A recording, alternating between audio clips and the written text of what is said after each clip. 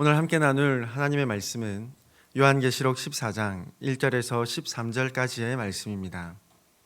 요한계시록 14장 1절에서 13절까지의 말씀입니다. 다 함께 하나님의 말씀 봉독하도록 하겠습니다. 또 내가 보니 보라, 어린 양이 시온 산에 섰고 그와 함께 14만 4천이 서 있는데 그들의 이마에는 어린 양의 이름과 그 아버지의 이름을 쓴 것이 있더라. 내가 하늘에서 나는 소리를 들으니 많은 물 소리와도 같고 큰 우레 소리와도 같은데 내가 들은 소리는 검은 고 타는 자들이 그 검은 고를 타는 것 같더라. 그들이 보좌 앞과 내 생물과 장로들 앞에서 새 노래를 부르니 땅에서 속량함을 받은 14만 4천 밖에는 능히 이 노래를 배울 자가 없더라. 이 사람들은 여자와 더불어 더럽히지 아니하고 순결한 자라. 어린 양이 어디로 인도하든지 따라가는 자며 사람 가운데에서 속량함을 받아 처음 익은 열매로 하나님과 어린 양에게 속한 자들이니 그 입에 거짓말이 없고 흠이 없는 자들이더라. 또 보니 다른 천사가 공중에 날아가는데 땅에 거주하는 자들 곧 모든 민족과 종족과 방언과 백성에게 전할 영원한 복음을 가졌더라. 그가 큰 음성으로 이르되 하나님을 두려워하며 그에게 영광을 돌리라. 이는 그의 심판의 시간이 이르렀음이니 하늘과 땅과 바다와 물들의 근원을 만드신 이를 경배하라 하더라. 또 다른 천사 곧 둘째가 그 뒤를 따라 말하되 무너졌도다 무너졌도다 큰 성 바빌론이여 모든 나라에게 그의 음행으로 말미암아 진노의 포도주를 먹이던 자로다 하더라. 또 다른 천사 곧 셋째가 그 뒤를 따라 큰 음성으로 이르되 만일 누구든지 짐승과 그의 우상에게 경배하고 이마에나 손에 표를 받으면 그도 하나님의 진노의 포도주를 마시리니 그 진노의 잔에 섞인 것이 없이 부은 포도주라. 거룩한 천사들 앞과 어린 양 앞에서 불과 유황으로 고난을 받으리니 그 고난의 연기가 세세토록 올라가리로다. 짐승과 그의 우상에게 경배하고 그의 이름표를 받은 자는 누구든지 밤낮 쉼을 얻지 못하리라 하더라. 성도들의 인내가 여기 있나니 그들은 하나님의 계명과 지키는 자니라. 또 내가 들으니 하늘에서 음성이 나서 이르되 기록하라. 지금 이후로 주 안에서 죽은 자들은 복이 있도다 하시매 성령이 이르시되 그러하다. 그들이 수고를 그치고 쉬리니 이는 그들의 행한 일이 따름이라 하시니더라. 아멘. 어제 말씀은 용이 불러올린 두 번째 짐승, 땅에서 올라온 짐승이 성도들과 교회에 가하는 박해에 대한 기록임을 나누었습니다. 두 번째 짐승이 가하는 박해는 앞선 바다 짐승의 박해보다 더 교묘하였으며 이정을 행하며 미혹하였죠. 더군다나 용, 즉 사탄을 섬기는 자들, 표를 받지 아니하는 그 사람들에게는 사회적, 경제적 활동을 철저히 통제하며 이 땅을 살아갈 수조차 없게 만들었습니다. 그러나 짐승의 표를 받지 않았던 사람들은 오히려 생명책에 이름이 기록된 사람들이었습니다. 이미 죄와 사망과 사탄에 대하여 완전한 승리를 거두신 예수 그리스도를 믿는 자들은 끊임없는 박해와 핍박 가운데서도 꿋꿋이 믿음을 지키죠. 그 말씀에 이어서 오늘 말씀을 살펴보면 완전한 승리를 만끽하며 누리는 그 성도들, 교회들의 모습을 기록하고 있습니다. 사도 요한은 두 짐승들이 성도들과 교회를 박해하는 끔찍하면서도 비참한 장면들을 목격한 이후에 하나님께서 보여주시는 새로운 환상을 보게 됩니다. 사도 요한이 본 장면은 이렇습니다. 어린 양이 시온산에 섰고 어린 양과 함께 서 있는 14만 4천 명의 사람들을 봅니다. 그리고 14만 4천 명의 사람들의 이마에는 어린 양의 이름과 그리고 그 아버지의 이름, 곧 성부 하나님의 이름이 기록되어 있음을 봅니다. 이 사람들은 앞서 짐승의 표를 받아 짐승을 섬기며 우상 숭배를 하는 자들과는 대조되는 거룩한 사람들입니다. 특별히 이마에 쓴 것이라고 기록된 원어를 살펴보면 수동태 완료 분사로 기록되어 있으며 즉 스스로 이마에 써서 기록한 것이 아니라 하나님께서 기록하신 것, 하나님께서 인쳐주신 그림을 알 수 있습니다. 그러므로 이 어린 양과 함께 서 있는 자들이 자진해서 온 사람들이 아니라 하나님께서 부르신 자들임을 알 수 있습니다. 그리고 여기서 14만 4천이라는 숫자를 짚고 넘어가야 하겠습니다. 어떤 이단이나 사이비들은 기록된 숫자, 이 문자적인 것에만 집중해서 14만 4천이라는 사람들만 구원받는다, 또는 그 숫자의 사람들이 영생불사로 살게 된다라고 주장하기도 합니다. 한편 일부 성경학자들의 주장을 살펴보면 14만 4천의 사람들은 요한계시록 7장 4절부터 8절까지 기록된 말씀에서 이미 등장한 사람들, 이 속량받은 사람들로서 특별히 이스라엘 민족 중에서 구원받은 사람들로 주장하기도 합니다.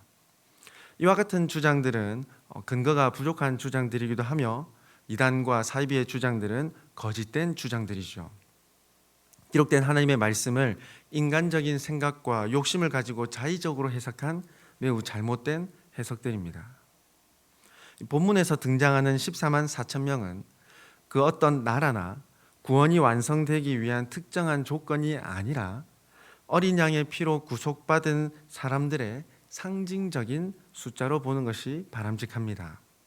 즉 스스로 이마에 글을 쓰고 온 사람들이 아니라 하나님께로부터 인침을 받은 사람들로서 표현하자면 무제한적이지만 택하시고 부르심 받은 제한적인 사람들의 수라고 표현할 수 있겠습니다. 그러므로 이 14만 4천이라는 존재는 어제 본문 말씀에서도 등장했던 여인의 의미와 같은 맥락으로서 죄인을 대신하여 죽임 당하신 어린 양 예수 그리스도를 믿는 모든 성도, 모든 교회를 의미한다는 것입니다. 어린 양이신 예수님과 함께 서 있는 이 14만 4천의 성도들은 2절과 3절의 말씀처럼 노래를 부릅니다. 특별히 이 노래는 새 노래로서 14만 4천의 사람들 외에는 그 누구도 부를 수 없는 노래입니다. 이 새 노래의 내용은 요한계시록 7장 10절에 기록된 것 같이 예수님을 통한 구원에 관한 찬양임을 알 수 있겠습니다. 새 언약에 따른 새 노래인 것이죠. 그러므로 이 노래는 구원받은 자 외에는 능히 부를 수가 없는 노래가 되는 것입니다. 14만 4천의 사람들은 4절과 5절의 말씀과 같이 짐승의 박해와 회유, 미혹에도 굴하지 않고 하나님과 어린 양에 속한 자들입니다. 이 사람들은 여자와 더불어 더럽히지 아니하고 순결한 자라, 어린 양이 어디로 인도하든지 따라가는 자며 사람 가운데에서 속량함을 받아 처음 익은 열매로 하나님과 어린 양에게 속한 자들이니 그 입에 거짓말이 없고 흠이 없는 자들이더라. 14만 4천이라는 숫자에 연연할 것이 아니라 그들이 어떤 사람들인가를 깨닫고 돌아보는 것이 중요하겠습니다. 바로 내가 하나님의 부르심을 받은 자녀로서, 백성으로서 그 숫자에, 그 사람들의 모습에 속한 합당한 모습을 보이고 있는가에 집중하고 돌아보아야 한다는 것이죠. 사도 요한은 어린 양 되시는 예수님과 함께 서 있는 자들이 경배하며 찬양하는 아름답고도 장엄한 광경들을 목격한 이후에 날아가는 새 천사가 외치는 소리를 듣게 됩니다. 첫째 천사가 선포하는 것은 모든 만물을 지으신 하나님 앞에 영광을 돌리며 경배해야 할 것을, 하나님께서는 반드시 이 땅을 심판하실 것을 선포합니다. 그리고 두 번째 천사는 큰 성 바벨론을 향한 심판을 선포합니다. 바벨론은 하나님 앞에서 음행을 행하는 존재이며 그 음행을 모든 나라에게 퍼뜨리며 진노의 포도주를 함께 받게 하는 존재입니다. 그러나 결국 큰 성 바벨론은 무너지고 완전히 멸망당할 것을 선포하죠. 악의 근원은 결국 사라지며 멸망당하게 될 것이라는 선포입니다. 그리고 마지막 세 번째 천사는 두 번째 천사가 선포한 심판과 긴밀하게 연결되는 것으로서 큰 성 바벨론이 주는 음행의 포도주를 마시는 것은 결국 짐승의 표를 받고 짐승에게 절하며 경배하는 것임을 선포합니다.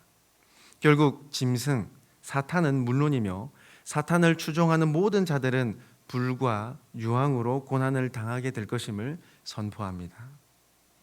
앞서 성도들과 교회들이 고난을 당했습니다.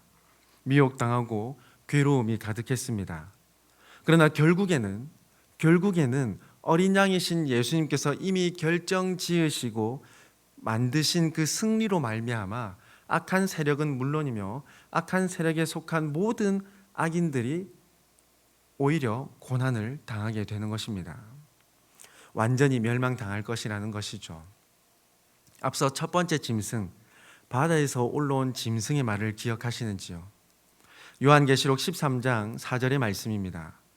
용이 짐승에게 권세를 주므로 용에게 경배하며 짐승에게 경배하여 이르되 누가 이 짐승과 같으냐, 누가 능히 이와 더불어 싸우리요 하더라. 바다 짐승과 땅 짐승의 박해 기간에는 이들이 사탄을 향하여 경배했던 말들이 사실인 것처럼 보입니다. 너무나도 강력해서 그 어떤 것으로도 막을 수 없을 것처럼 보였습니다.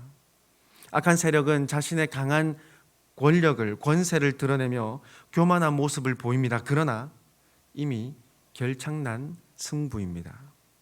그들이 스스로를 높이며 경배하는 것은 거짓이며 허구라는 것이 결국에 마지막 날에는 반드시 드러날 것이며 하나님의 무서운 심판을 피할 수 없을 것입니다. 그리고 마침내 성도들과 교회는 새 노래로 하나님의 그 은혜와 긍휼을, 능력을 찬양하게 될 것입니다. 사랑하는 우리 성도 여러분, 오늘 마지막 13절 말씀을 보십시오. 또 내가 들으니 하늘에서 음성이 나서 이르되 기록하라. 지금 이후로 주 안에서 죽은 자들은 복이 있도다 하시매 성령이 이르시되 그러하다. 그들이 수고를 그치고 쉬리니 이는 그들의 행한 일이 따름이라 하시더라. 사도 요한 당시 로마는 교회를 박해하며 성도들을 향하여 거센 핍박과 박해를 가했습니다. 이 땅의 신들을 섬기지 않는다면, 황제를 섬기지 않는다면 사회적 신분과 경제 활동을 모두 박탈했습니다. 인간으로서 누려야 할 최소한의 권리조차 모두 빼앗아 갔다는 것입니다. 그럼에도 당시 성도들과 교회들은 어떻게 했습니까?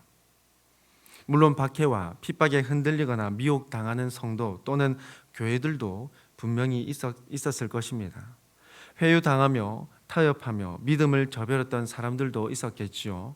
그러나 기독교 역사를 통해서 알 수 있듯이 삼위 하나님을 버리지 않고 자신의 목숨을 버리면서까지 믿음을 끝까지 지켰던 성도들과 교회들이 더 많이 있었음을 알 수 있습니다. 세상의 관점으로 보자면 미련하게 보였을 것입니다. 그 누구도 거스를 수 없는 그 흐름 속에서 믿음을 끝까지 지키는 것은 덧없어 보였을 것입니다. 그러나 하나님께서 분명히 가르쳐 주십니다. 주 안에서 죽는 자들은 복이 있도다. 특별히 기록된 이 말씀 속에서 죽는 자들이라는 표현을 살펴보면 현재 분사로 기록되었습니다.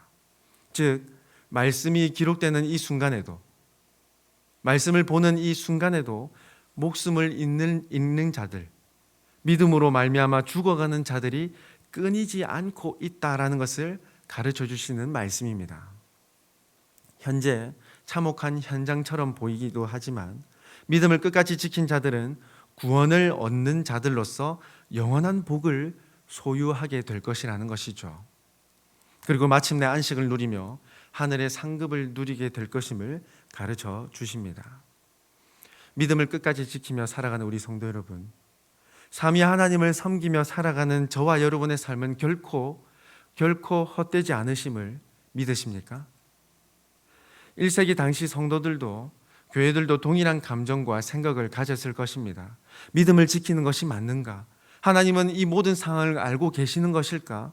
왜 그냥 계시는 것일까? 라는 질문과 회의와 두려움들이 많이 들었을 것입니다. 박해와 핍박 앞에 두렵고 떨리는 마음이 많았겠죠. 그러나 하나님께서 분명히 가르쳐 주시는 것은 믿음의 길을 끝까지 걸어가는 삶이 참된 복된 삶이라는 것입니다. 그래서 사도 요한을 통해서 사탄과 그의 수하들을 통해 성도들과 교회들을 괴롭히며 핍박하며 가하는 박해의 환상들을 계속해서 보여주셨던 것입니다. 현재 겪는 믿음에 대한 무서운 박해의 근원은 이미 패배한 존재의 무의미한 발버둥이며 기만에 지나지 않는다는 것입니다. 이 땅의 관점으로 보면 영원히 지속될 것 같은 이 악한 세력의 권세는 반드시 멸망당할 것임을 올바르게 깨닫고 성도에게, 교회에게 주신 사명들을 끝까지 인내하며 감당할 수 있도록, 이 땅의 빛과 소금의 역할을 잘 감당하도록 위로하시며 담대함을, 용기를 더해 주시는 하나님의 은혜가 담겨 있는 말씀입니다. 오늘날 저와 여러분에게도 여러 가지 방법으로 믿음에 대한 핍박과 회유, 미혹들이 다가옵니다. 감정을 지니고 있는 연약한 인간들인지라 두렵기도 하고 혼란스럽기도 하고 또 흔들리기도 합니다. 그러나 그 가운데서도 분명하게 확신할 수 있기를 원합니다. 여전히 우리와 함께 서 계시는 어린 양이 계시다는 것을 확신할 수 있기를 소망합니다. 삼위 하나님께서 택한 백성들과 성도들을 끝까지 지키시고 보호하고 계시다는 것을 믿으시기를 소망합니다. 그래서 우리가 어디에서 무엇을 하며 어떤 상황을 겪든지 삼위 하나님의 살아계심을 고백하며 날마다 새 노래로 찬양하며 살아계신, 또 날마다 은혜를 베풀어 주시는 삼위 하나님을 증언하는, 드러내는 제사장과 같은 참 성도들, 참된 우리 교회, 우리 흥덕 향상교회 되기를 간절히 소망합니다. 함께 기도드리겠습니다. 사랑과 은혜가 무한하신 하나님 아버지, 오늘도 하나님을 경외하는 마음으로 하나님의 말씀을 가지고 오늘 하루를 시작하도록 인도하여 주심에 감사드립니다. 이 땅을 살아갈 때에 믿음을 향한 박해와 비방, 회유가 많이 있지만 삼위 하나님께서 날마다 인도하시며 지켜 보호하고 계시다는 것을 굳게 믿고 흔들림 없도록 날마다 도와주시옵소서. 삼위 하나님을 더욱 깊이 알아가도록 인도하여 주시며 삼위 하나님과 더욱 친밀한 관계로 나아가는 우리 삶이 되게 하여 주시옵소서. 아버지 하나님, 늘 우리를 붙들어 주시고 지혜와 굳건한 믿음을 날마다 성령 하나님을 통하여 허락하여 주시옵소서. 오늘 하루도 하나님과 동행하는 하루를 소망하며 나아가오니 오늘도 우리 모든 삶의 곳곳에서 하나님의 은혜를 발견할 수 있도록 도와주시옵소서. 어떤 곳에서 무슨 일을 하든지 하나님 나라와 그 영광을 위한 모습이 가득하도록 인도하여 주시옵소서. 혹 몸과 마음, 영혼이 병들고 지친 성도들이 있다면 하나님께서 친히 찾아가 주시고 온전히 깨끗하게 고침받을 수 있도록 능력과 힘을 더하여 주시옵소서. 다시 믿음의 길을 힘차게 걸어갈 수 있도록 일으켜 세워 주시옵소서. 하나님께서 베푸신 구원을 확신하며 새 노래를 부르는 오늘 하루 되게 하여 주시옵소서. 우리의 참 소망이신 하나님 앞에 모든 것을 감사드리오며 우리의 참 생명과 부활이 되시는 예수님의 이름으로 기도드리옵나이다. 아멘.